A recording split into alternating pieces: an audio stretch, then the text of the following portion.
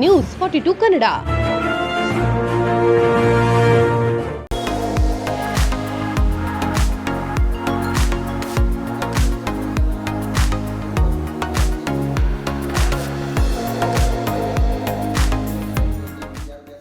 ಚನ್ನಪಟ್ಟಣ ಈ ಒಂದು ನಗರದಲ್ಲಿ ಒಕ್ಕಲಿಗರ ಹೆಣ್ಣು ಮಕ್ಕಳಿಗೆ ಹಳ್ಳಿಗಳಿಂದ ಓಡಾಡಲಿಕ್ಕೆ ಸರಿಯಾಗಿ ಬಸ್ ವ್ಯವಸ್ಥೆ ಇರಲ್ಲ, ಸಮಯ ವ್ಯಯ ಆಗ್ತದೆ.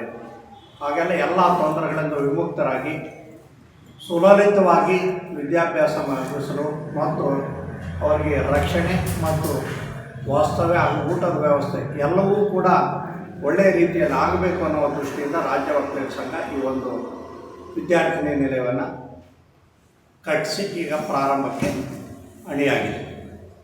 ದಿನಾಂಕ 1/6/2025 ವಿದ್ಯಾರ್ಥಿನಿಯರಿಗೆ ಅಂದರೆ ಪ್ರಥಮ PUCಯಿಂದ ಹಿಡಿದು ಮೇಲ್ಪಟ್ಟು ಏನೇ ಓದ್ತಾ ಇರಲಿ ಅವರಿಗೆಲ್ಲರಿಗೂ ಕೂಡ ಅರ್ಜಿಯನ್ನು ನೀಡ್ತೇವೆ.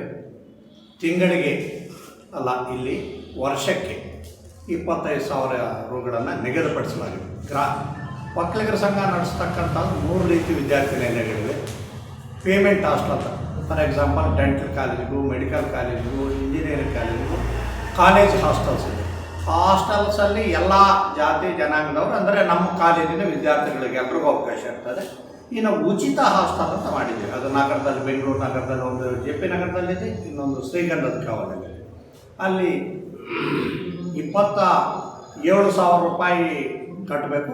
ಇನ್ನು 5,000 ರೂಪಾಯಿ ಡೆಪಾಸಿಟ್ ಇರ್ತದೆ. ಆ ಡೆಪಾಸಿಟನ್ನು ವಾಪಸ್ ಕೊಡ್ತೀವಿ. 32,000 ಕಟ್ಟಿದ್ರೆ 5,000 ಅವರು ಹಾಸ್ಟೆಲ್ ಬಿಟ್ಟು ಹೋಗ್ಬೇಕಾದ್ರೆ ಅದು ಕಾಷನ್ ಡೆಪಾಸಿಟ್ ಅಂತ. ಏನಾದರೂ ನಷ್ಟಪಡಿಸಿದರೆ ಮಾತ್ರ ಇಟ್ಕೊಡ್ತೀವಿ, ಇಲ್ಲಾಂದರೆ ಅವ್ರ ಹಣ ಅವ್ರಿಗೆ ವಾಪಸ್ ಕಳಿಸ್ತೀವಿ.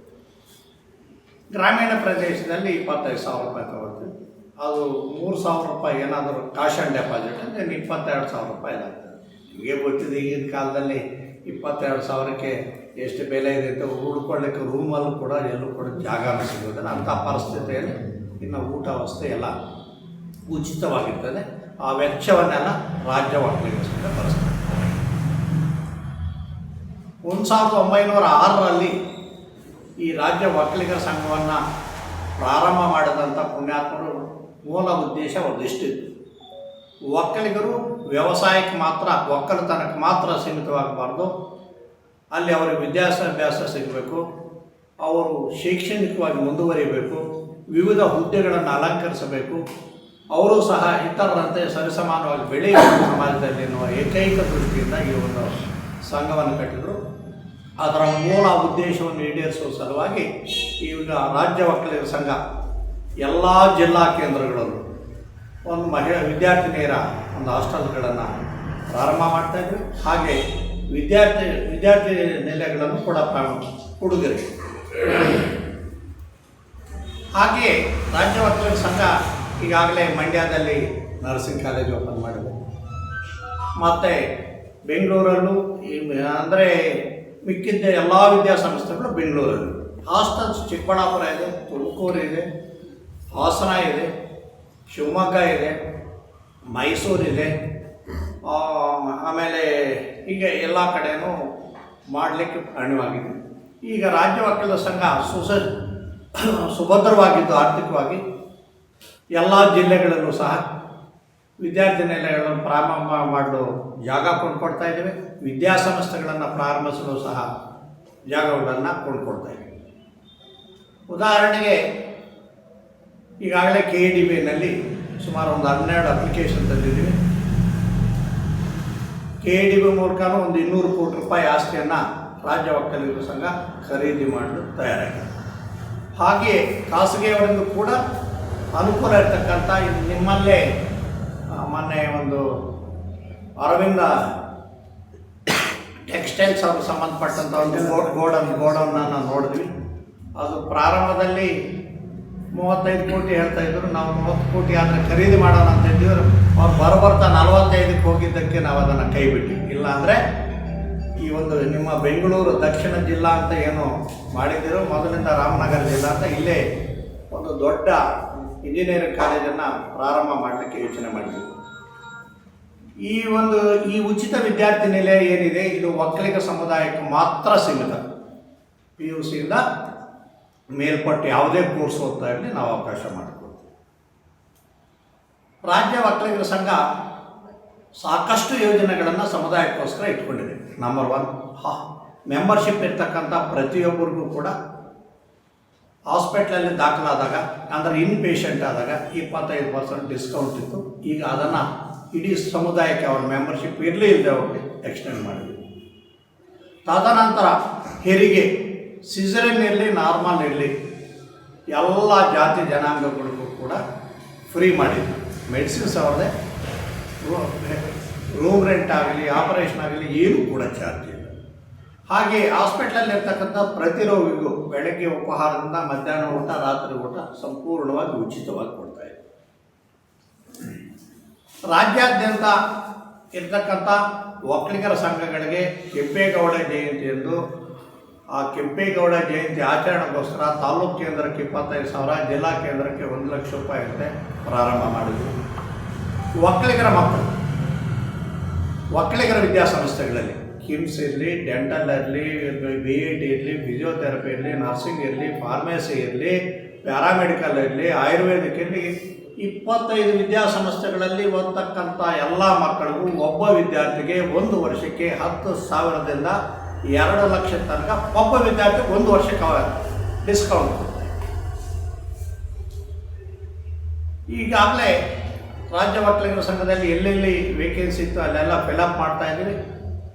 ರಾಜ್ಯ ಒಕ್ಕಲಿಗರ ಸಂಘಕ್ಕೆ ಸೇರಿದ ಕಿಮ್ಸ್ ಹಾಸ್ಪಿಟ್ಲನ್ನು ಮೇಲ್ದರ್ಜೆಗೆ ಏರಿಸಿ ಸುಸಜ್ಜಿತವಾಗಿ ಮಾಡ್ತಾ ಇದ್ದೀವಿ. ಈಗಾಗಲೇ ರಾಜ್ಯ ಒಕ್ಕಲಿಗರ ಸಂಘದ ಕಿಮ್ಸ್ ಕಾಲೇಜಿನಲ್ಲಿ 150 ಸೀಟ್ ಇದ್ದಿದ್ದನ್ನು 250 ಆಗಿದೆ. 100 ಸೀಟ್ PG ಇದ್ದಿದ್ದನ್ನು 168 PG ಸೀಟ್ಸ್ ಆಗಿದೆ. ನರ್ಸಿಂಗಲ್ಲಿ 150 ಸೀಟ್ ಹೆಚ್ಚಿಗಾಗಿದೆ. ಆಮೇಲೆ ಹೊಸದಾಗಿ 2 ನರ್ಸಿಂಗ್ ಕಾಲೇಜ್, ಮಂಡ್ಯ ಒಂದು, ಶ್ರೀಗಂಧಕ್ಕೆ ಅವಲನ್ನು ಮಾಡಿದ್ದೀವಿ. ಒಂದು ಆಯುರ್ವೇದಿಕ್ ಮೆಡಿಕಲ್ ಕಾಲೇಜನ್ನು ಮಾಡಿದ್ದೀವಿ. ಆಮೇಲೆ ಒಂದು ಹೊಸದಾಗಿ ಫಿಸಿಯೋಥೆರಪಿ ಕಾಲೇಜನ್ನು ಮಾಡಿದ್ದೀವಿ. ಒಂದು ಹೊಸದಾಗಿ ಪ್ಯಾರಾಮೆಡಿಕಲ್ ಮತ್ತು ಅಲೈಡ್ ಸೈನ್ಸಸ್ಸನ್ನು ಪ್ರಾರಂಭ ಮಾಡಿದ್ವಿ. ಹಾಗೆ ಈ ತಂಡ 35 ಜನರ ತಂಡ ಏನಿದೆ, ಈ ತಂಡ ಬಂದ ಮೇಲೆ ಅದು ಬಾಲಕೃಷ್ಣ ಅವರ ಅಧ್ಯಕ್ಷರಿದ್ದಾಗಲಿ, ಕೆಂಚಪ್ಪ ಗೌಡರಿದ್ದಾಗಲಿ, ಹನುಮಂತಯ್ಯ ಅವರಿದ್ದಾಗಲಿ, ಸೆಕ್ರೆಟರಿ ನಾನಿದ್ದಾಗಲಿ, ಜಯಮುತ್ತು ಅವರಿದ್ದಾಗಲಿ, ಪ್ರಶ್ನೆ ಅದಲ್ಲ. ಎಲ್ಲರೂ 35 ಜನ ಒಟ್ಟಿಗೆ ಸೇರಿ ಸುಳ್ಯದ ಜಮೀನು ತೆಗೆದಿದ್ದೀವಿ ವಿದ್ಯಾರ್ಥಿ ನಿಲಯಕ್ಕೋಸ್ಕರ. ಆಮೇಲೆ ಸೋಮವಾರಪೇಟೆಯಲ್ಲಿ ತೆಗೆದಿದ್ದೀವಿ.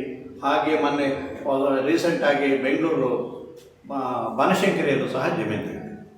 ಇವತ್ತು ಕೂಡ ರಾಜ್ಯ ಒಕ್ಕಲಿಗರ ಸಂಘ ಭಾಳ ಸುಸಜ್ಜಿತವಾಗಿತ್ತು. ಎಲ್ಲ ಈಗ ಪಕ್ಷ ಆ ಪಕ್ಷ ಎಲ್ಲ ರಾಜಕೀಯ ಪಕ್ಷಗಳೊಂದಿಗೂ ಸಮುದಾಯದ ಮುಖಂಡರೊಂದಿಗೂ ನಿಕಟ ಸಂಪರ್ಕ ಇಟ್ಕೊಂಡು ಇತ್ತೀಚೆಗೆ ಸನ್ಮಾನ್ಯ DK ಶಿವಕುಮಾರ್ ಅವರು ನಮ್ಮ ಕಿಮ್ಸ್ ಕಾಲೇಜಿಗೆ ಗುಂಡೂರಾಯರ ಒಂದು ಅವಧಿಯಲ್ಲಿ 8 ಎಕರೆ ಜಾಗವನ್ನು ಮೆಡಿಕಲ್ ಕಾಲೇಜಿಗಾಗಿ ಲೀಸ್ ಕೊಟ್ಟಿದ್ದು. ಪ್ರತಿ 30 ವರ್ಷಕ್ಕೊಮ್ಮೆ 38 ಕೋಟಿ ರೂಪಾಯಿ ಲೀಸ್ ಅಮೌಂಟು ಸರ್ಕಾರಕ್ಕೆ ಕಟ್ಟಬೇಕಾಗಿತ್ತು. ಅದು ಹಾಗೆಯೇ ಉಳ್ಕೊಂಡಿತ್ತು. 2014ರ ಮೇನಲ್ಲೇ ಕಟ್ಟಬೇಕಾಗಿತ್ತು. ಅದು ಸಾಲ ಹೆಮ್ಮರವಾಗಿ 133 ಕೋಟಿಗೂ ಮೀರಿತ್ತು. ಅದನ್ನು DK ಶಿವಕುಮಾರ್ ಸಾಹೇಬ್ರನ್ನ ನಾವು ರಿಕ್ವೆಸ್ಟ್ ಮಾಡಿದಾಗ ರಾಜ್ಯದ ಒಂದೇ ಜಾತಿಗೆ ಸೀಮಿತ ಎಲ್ಲ ಸರ್ಕಾರ, ಎಲ್ಲ ಜಾತಿಗಳು ಜನಾಂಗಗಳು ಬೇಕು. ಹೀಗಾಗಿ ಬೇರೆ ಬೇರೆ ಜನಾಂಗಗಳು ಸೇರಿದ ವಿದ್ಯಾಸಂಸ್ಥೆಗಳು ಸಹ ಸಾಲ ಉಳಿಸ್ಕೊಂಡಿವೆ. ಕಟ್ಟಕ್ಕಾಗದಿರ ಒದ್ದಾಡ್ತಾ ಇದ್ದಾರೆ. ಒಂದು ಸಲ ಅವರ ಅವಕಾಶ ಕೊಡ್ತೀವಿ. 121 ದಿನದಲ್ಲಿಗೆ ಅಸಲನ್ನು ಕಟ್ಟಿದಾಗ ಸಂಪೂರ್ಣವಾಗಿ ಎಲ್ಲ ಜಾತಿ ಜನಾಂಗಗಳು ಬಡ್ಡಿ ಮನ್ನಾ ಮಾಡ್ತೀವಿ. ಸ್ವಲ್ಪ ದಿನ ಕಾಯಿರಿ ಅಂತ ಹೇಳಿದರು. ಅವರು ಮಾತು ಕೊಟ್ಟಂತೆ ಮಾತು ಉಳಿಸ್ಕೊಂಡಿದ್ದಾರೆ. ಇತ್ತೀಚೆಗೆ ನಡೆದ ಕ್ಯಾಬಿನೆಟ್ನಲ್ಲಿ ಅಸಲು ಕಟ್ಟಿದವರಿಗೆ ಬಡ್ಡಿ ಮನ್ನಾ ಮಾಡಿದ್ದಾರೆ. ಹಾಗಾಗಿ ನಮಗೆ ಸುಮಾರು 80 ಕೋಟಿ ರೂಪಾಯಿಯಷ್ಟು ರಾಜ್ಯ ಒಕ್ಕಲಿಗರ ಸಂಘಕ್ಕೆ ಉಳಿತಾಯ ಆಗಿದೆ. ಹಾಗಾಗಿ ಅವ್ರಿಗೆ ನಾನು ಕೃತಜ್ಞತೆ ಸಲ್ಲಿಸ್ತೇನೆ. ಹಾಗೆ ಮೆಡಿಕಲ್ ಸೀಟ್ಸು ಇನ್ನೇನು ಆಗ್ತದೋ ಹೋಗ್ತದೋ ಅನ್ನೋಂಥ ಅನುಮಾನದಲ್ಲಿದ್ದೆವು. ಅಂಥ ಸಮಯದಲ್ಲಿ ಮಾನ್ಯ HD ದೇವೇಗೌಡರು, ಮಾನ್ಯ ಕುಮಾರಣ್ಣವರು ಸಹ ಕೇಂದ್ರ ಸರ್ಕಾರದ ಮೇಲೆ ಒತ್ತಡ ತಂದು 100 ಸೀಟು UG ಸೀಟ್ಸನ್ನು ಹೆಚ್ಚಿಗೆ ಮಾಡಲಿಕ್ಕೆ ಅವಕಾಶ ಮಾಡಿಕೊಟ್ರು. ಹಾಗಾಗಿ ನಾನು ಅವ್ರಿಗೂ ಸಹ ಧನ್ಯವಾದಗಳು ಸಲ್ಲಿಸ್ತೇನೆ. ಹಾಗೆ BJP ಸರ್ಕಾರದಲ್ಲಿ ಇನ್ನೇನು ಸರ್ಕಾರದ ಅವಧಿ ಮುಗೀತಾ ಇತ್ತು. ಆ ಸಮಯದಲ್ಲಿ ನಗರವಾಸಿ ಒಕ್ಕಲಿಗರಿಗೆ ಈ ಒಂದು ಮೀಸಲಾತಿಯಿಂದ ಹೊರಗಿದ್ದರು. ಕೇಂದ್ರ ಸರ್ಕಾರ ನಡೆಸ್ತಕ್ಕಂಥ ಮತ್ತು ಆಯ್ಕೆ ಮಾಡ್ತಕ್ಕಂಥ ಎಲ್ಲ ಒಂದು ನೇಮಕಾತಿಯಲ್ಲಿ ನಗರವಾಸಿ ಅಂದರೆ ಪುರಸಭೆ, ನಗರಸಭೆ, ಕಾರ್ಪೊರೇಷನ್ ಇಲ್ಲಿ ವಾಸ ಮಾಡ್ತಕ್ಕಂಥ ಅವನು ಪ್ಲಂಬರ್ ಇರಲಿ, ಆಟೋ ಡ್ರೈವರ್ ಇರಲಿ, ಬಡವರಿಗೆ ಮೀಸಲಾತಿಯಿಂದ ಹೊರಗಿದ್ದರೆ ಅವ್ರಿಗೆ ಮೀಸಲಾತಿ ಇರಲಿಲ್ಲ. ಹಾಗಾಗಿ ಆ ಒಂದು ಕೇಂದ್ರ ಸರ್ಕಾರ EWS ಸ್ಕೀಮ್ ಅಂತ ತಂದು, ಆ ದಯವಿಟ್ಟು ಒಂದು ನಿಮಿಷ ಇವರೇ, EWS ಎಕನಾಮಿಕಲಿ ವೀಕರ್ ಸೆಕ್ಷನ್ ಅಂತ ಆ ಒಂದು ಅದರ ಅಡಿಯಲ್ಲಿ ನಗರಗಳಲ್ಲಿ ವಾಸ ಮಾಡ್ತಕ್ಕಂಥ ಒಕ್ಕಲಿಗರ ಹೆಣ್ಮಕ್ಳಿರಲಿ ಗಂಡು ಮಕ್ಕಳಿರಲಿ ಅವರಿಗೆ ಆರ್ಥಿಕವಾಗಿ ಹಿಂದುಳಿದವರಿಗೆ ಅಂದರೆ 8 ಲಕ್ಷದ ಒಳಗೆ ಆದಾಯ ಮಿತಿ ಇರ್ತಕ್ಕಂಥವ್ರಿಗೆ ಎಲ್ರಿಗೂ ಕೂಡ ಮೀಸಲಾತಿ ಅವಕಾಶ ಕಲ್ಪಿಸ್ಕೊಟ್ರು ಸನ್ಮಾನ್ಯ ಶಾಸಕರು. ನಾನು ಅವ್ರಿಗೂ ಸಹ ಈ ಒಂದು ಸಭೆಯಲ್ಲಿ ಧನ್ಯವಾದಗಳನ್ನು ತಿಳಿಸ್ತೇನೆ. ಹೀಗೆ ರಾಜ್ಯ ಒಕ್ಕಲಿಗರ ಸಂಘ ಪ್ರಗತಿ ಪಥದಲ್ಲಿದ್ದು ಆರ್ಥಿಕವಾಗಿ ಸದೃಢವಾಗಿದ್ದು 10 ಹಲವು ಸಂಸ್ಥೆಗಳನ್ನು ಹುಟ್ಟುಹಾಕಲಿಕ್ಕೂ 16 ವಿದ್ಯಾರ್ಥಿ ನಿಲಯಗಳನ್ನು ಸ್ಥಾಪಿಸಿ ಎಲ್ಲ ಒಕ್ಕಲಿಗರ ಮಕ್ಕಳನ್ನ ವಿದ್ಯಾವಂತರನ್ನು ಮಾಡಲಿಕ್ಕೆ ಮುನ್ಸೂಚಿ ಅಲ್ಲಿದೆ ಅಂತ ಹೇಳ್ತಾ ನಾನು ಮಾತನ್ನು ಮುಕ್ತಾಯ ಮಾಡ್ತೇನೆ. ಉಚಿತ ಒಂದು ವಿದ್ಯಾರ್ಥಿ ನಿಲಯ, ಹೆಣ್ಣು ಮಕ್ಕಳ ವಿದ್ಯಾರ್ಥಿ ನಿಲಯವನ್ನು ಪ್ರಾರಂಭಿಸಬೇಕು ಎಂಬುದಾಗಿ ನಮ್ಮ ಹಿಂದೆ ಅಧ್ಯಕ್ಷರಾಗಿ ನಿರ್ದೇಶಕರಾಗಿ ಸೇವೆಯನ್ನು ಸಲ್ಲಿಸಿರ್ತಕ್ಕಂಥ ಗುತ್ತಲಗೌಡರು, ವೆಂಕಟೇಗೌಡರು ಮತ್ತು BL ಜಯರಾಮ್ರವರ ನೇತೃತ್ವದಲ್ಲಿ ಈ ಒಂದು ಸ್ಥಳದಲ್ಲಿ ಈ ಒಂದು ಹಾಸ್ಟೆಲ್ನ ಪ್ರಾರಂಭಿಸಲಿಕ್ಕೆ ಅವರೆಲ್ಲ ಪ್ರಯತ್ನ ಪಟ್ಟದ ಪ್ರತಿಫಲವಾಗಿ ಇವತ್ತು ಈ ಹಾಸ್ಟೆಲು ಪ್ರಾರಂಭಕ್ಕೆ ಅನುಕೂಲವಾಗಿದೆ. ನಮ್ಮ ಏನು ಒಂದು ರಾಜ್ಯ ಒಕ್ಕಲಿಗರ ಸಂಘದ ಎಲ್ಲ ಪದಾಧಿಕಾರಿಗಳು, ಅಧ್ಯಕ್ಷರು, ಕಾರ್ಯದರ್ಶಿಗಳು, ಖಜಾಂಚಿಗಳು, ಪದಾಧಿಕಾರಿಗಳು ಹಾಗೆ ಎಲ್ಲ ನಿರ್ದೇಶಕರ ಮತ್ತು ನಮ್ಮ ಚನ್ನವಳ್ಳ ತಾಲೂಕಿನಿಂದ ಆಯ್ಕೆಯಾಗಿರ್ತಕ್ಕಂಥ ನಮ್ಮ ಜಯಮುತ್ತೂರವರಾಗಿರ್ಬೋದು, ದೇವರಾಜರವರಾಗಿರ್ಬೋದು, ಕುರ್ಸಮ್ಮರಾಗಿರ್ಬೋದು, ನಾನು ಕೂಡ ಎಲ್ಲರ ಸತತ ಪ್ರಯತ್ನದ ಫಲವಾಗಿ ಇಂದು ಹಾಸ್ಟೆಲು ಉದ್ಘಾಟನೆ ಆಗ್ತಾಯಿದೆ. ಇದಕ್ಕೆ ನಾವೆಲ್ಲ ಸಂತೋಷವನ್ನು ಪಡ್ತಕ್ಕಂಥ ವಿಚಾರ ಅಂತಕ್ಕಂಥದ್ದನ್ನು ನಮ್ಮ ಗಮನಕ್ಕೆ ತಂದ ಈ ಒಂದು ಹಾಸ್ಟೆಲ್ನಲ್ಲಿ ನಮ್ಮ ಸಮುದಾಯದ ಏನು ಹೆಣ್ಣು ಮಕ್ಕಳುಗಳು ಗ್ರಾಮಾಂತರ ಪ್ರದೇಶಗಳಿಂದ ವಿದ್ಯಾಭ್ಯಾಸವನ್ನು ಮಾಡಲಿಕ್ಕೆ ಬರ್ತಾರೆ, ಅವರಿಗೆ ಅನುಕೂಲವನ್ನು ಮಾಡಿಕೊಡ್ಬೇಕು ಅಂತಕ್ಕಂಥದ್ದು ನಮ್ಮ ರಾಜ್ಯ ಒಕ್ಕಲಿಗ ಸಂಘದ ಹಿಂದಿನಿಂದಲೂ ಬೆಳೆದು ಬಂದಿರತಕ್ಕಂಥ ಒಂದು ದಾರಿ. ಸುಮಾರು ಎಲ್ಲ ಕಡೆಗಳಲ್ಲೂ ಕೂಡ ಉಚಿತವಾದಂಥ ವಿದ್ಯಾರ್ಥಿಗಳನ್ನು ಅವರು ಪ್ರಾರಂಭ ಮಾಡಿರ್ತಕ್ಕಂಥ ಉದ್ದೇಶ ಏನಪ್ಪ ಅಂತ ಅಂದರೆ, ಅಂದಿನ ವಿದ್ಯಾರ್ಥಿಗಳಿಗೆ ವಿದ್ಯಾಭ್ಯಾಸಕ್ಕೆ ಬಂದಾಗ ಅವರಿಗೆ ಬೇಕಾದಂಥ ಅನುಕೂಲತೆಗಳು ಹಾಸ್ಟೆಲ್ ಉಳ್ಕೊಳ್ಳೋಕ್ಕೆ ಸಾಧ್ಯ ಆಗದೇ ಇರೋ ಸಂದರ್ಭದಲ್ಲಿ ಅವರಿಗೆ ಅನುಕೂಲವನ್ನು ಮಾಡಿಕೊಡ್ಬೇಕು ಅಂತಕ್ಕಂಥ ಉದ್ದೇಶದಿಂದ ನಮ್ಮ ರಾಜ್ಯ ಒಕ್ಕಲಿಗ ಸಂಘ ಇದರಲ್ಲಿ ಮುಂಚೂಣಿಯಲ್ಲಿದೆ ಅಂತಕ್ಕಂಥದ್ರಲ್ಲಿ ತಪ್ಪೇನಿಲ್ಲ ಅಂತಕ್ಕಂಥ ಮಾತನ್ನು ಹೇಳ್ತಾ, ನಾವು ನಮ್ಮ ಚನ್ನಪಟ್ಟಣದಲ್ಲಿ ಸುಮಾರು 30-80 ಜಾಗದಲ್ಲಿ ಸುಮಾರು 3 ಫ್ಲೋರ್ ಬಿಲ್ಡಿಂಗನ್ನು ಕಟ್ಟಿ ಪ್ರತಿ ಒಂದು 78-80 ವಿದ್ಯಾರ್ಥಿಗಳಿಗೆ ಈ ಒಂದು ಹಾಸ್ಟೆಲ್ನಲ್ಲಿ ಉಳ್ಕೊಳ್ತಕ್ಕಂಥ ವ್ಯವಸ್ಥೆಯಿಂದ ನಮ್ಮ ರಾಜ್ಯ ಒಕ್ಕಲಿಗರ ಸಂಘ ಎಲ್ಲ ಪದಾಧಿಕಾರಿಗಳು ಕೂಡ ಪ್ರಯತ್ನ ಪಟ್ಟು ಇದನ್ನು ನೆರವೇರಿಸಿದ್ದಾರೆ. ಹಾಗೆ ಈ ಒಂದು ಹಾಸ್ಟೆಲ್ನಲ್ಲಿ ನಮ್ಮ ಒಂದು ಉದ್ದೇಶ ಏನಪ್ಪ ಅಂತಂದರೆ, ಇಲ್ಲಿ ಇರ್ತಕ್ಕಂಥ ಮಕ್ಕಳುಗಳಿಗೆ ಉತ್ತಮವಾದಂಥ ಒಂದು ಓದಲಿಕ್ಕೆ ಅವಕಾಶವನ್ನು ಕಲ್ಪಿಸಿಕೊಡ್ಬೇಕು ಅಂತಕ್ಕಂಥ ಹಿತದೃಷ್ಟಿಯಿಂದ ಪ್ರತಿ ಒಂದೊಂದು ಫ್ಲೋರಲ್ಲಿ 3 ರೂಮ್ಗಳನ್ನು ನಿರ್ಮಿಸಿ, ಒಂದೊಂದು ಫ್ಲೋರ್ನಲ್ಲಿ ದೊಡ್ಡ ರೂಮಲ್ಲಿ ಮಿನಿಮಮ್ಮು 8 ಜನ ಮಕ್ಕಳುಗಳು ಮತ್ತು ಚಿಕ್ಕ ರೂಮ್ಗಳಲ್ಲಿ 4 ಜನ ಇರುವಂಗೆ ಒಟ್ಟಾರೆ 78 ವಿದ್ಯಾರ್ಥಿಗಳಿಗೆ ಉತ್ತಮವಾದಂಥ ವ್ಯವಸ್ಥೆಯನ್ನು ನಾವು ಕಲ್ಪಿಸಿಕೊಟ್ಟಿದ್ದೀವಿ. ಅದಲ್ಲದೆ ಇನ್ನು ಮುಂದೆ ಇಲ್ಲಿ ಇದೇ ಜಾಗದಲ್ಲಿ ಕೂಡ ಈಗ ನಮ್ಮಲ್ಲಿ ಸದಸ್ಯರಾಗಿರ್ತಕ್ಕಂಥವರು ಬೆಂಗಳೂರು ನಗರಕ್ಕೆ ಬಂದು ನಮ್ಮ ID ಕಾರ್ಡ್ಗಳನ್ನು ಕೊಡಿ, ಸದಸ್ಯತ್ವದ ವೋಟರ್ ಐಡಿ ಕಾರ್ಡ್ಗಳನ್ನು ಕೊಡಿ ಅಂತಕ್ಕಂಥ ಬರ್ತಕ್ಕಂಥ ವ್ಯವಸ್ಥೆಯನ್ನು ಕೂಡ ತಪ್ಪಿಸೋಕ್ಕೋಸ್ಕರ ಇನ್ನು ಮುಂದೆ ಇಲ್ಲೇ ಕೂಡ ಈ ಒಂದು ಸ್ಥಳದಲ್ಲೇ ಕೂಡ ID ಕಾರ್ಡ್ಗಳನ್ನು ವಿತರಣೆ ಮಾಡ್ತಕ್ಕಂಥ ಒಂದು ವ್ಯವಸ್ಥೆಯನ್ನು ನಮ್ಮ ಅಧ್ಯಕ್ಷರು ಸೆಕ್ರೆಟರಿ ಅವರ ನೇತೃತ್ವದಲ್ಲಿ ಈ ಒಂದು ವ್ಯವಸ್ಥೆಯನ್ನು ನಾವು ಕೂಡ ಮಾಡಿದ್ದೀವಿ. ಈ ಒಂದು ಇದಕ್ಕೆ ನಮಗೆ ಎಲ್ಲ ರೀತಿಯಲ್ಲೂ ಸಹಾಯ ಸಹಕಾರವನ್ನು ಕೊಟ್ಟಿರ್ತಕ್ಕಂಥ ನಮ್ಮ ತಾಲೂಕಿನ ಎಲ್ಲ ನಿರ್ದೇಶಕರು, ನಮ್ಮ ರಾಜ್ಯ ಒಕ್ಕಲಿಗರ ಸಂಘದ ಎಲ್ಲ ಪದಾಧಿಕಾರಿಗಳಿಗೂ ಕೂಡ ನಾನು ನನ್ನ ತುಂಬು ಹೃದಯದ ಅಭಿನಂದನೆಗಳನ್ನು ಹೇಳ್ತಾ, ಈ ಒಂದು ಕಾರ್ಯಕ್ರಮಕ್ಕೆ ಆಗಮಿಸಿರ್ತಕ್ಕಂಥ ನಮ್ಮ ಎಲ್ಲ ಪತ್ರಿಕಾ ಮಾಧ್ಯಮದಲ್ಲೂ ಕೂಡ ನಾನು ತುಂಬು ಹೃದಯದ ಅಭಿನಂದನೆ ಹೇಳ್ತಾ ನಾನು ಮಾತನ್ನು ಮುಗಿಸ್ತಾ ಇದ್ದೀನಿ. ಈ ವೇದಿಕೆಯಲ್ಲಿ ಇರ್ತಕ್ಕಂಥ ಎಲ್ಲ ಗಣ್ಯರಿಗೂ ಕೂಡ ನನ್ನ ಅಭಿನಂದನೆಗಳನ್ನು ಹೇಳ್ತಾ ನಾನು ಮಾತನ್ನು ಮುಗಿಸ್ತಾ ಇದ್ದೀನಿ. ನ್ಯೂಸ್ 42 ಕನ್ನಡ.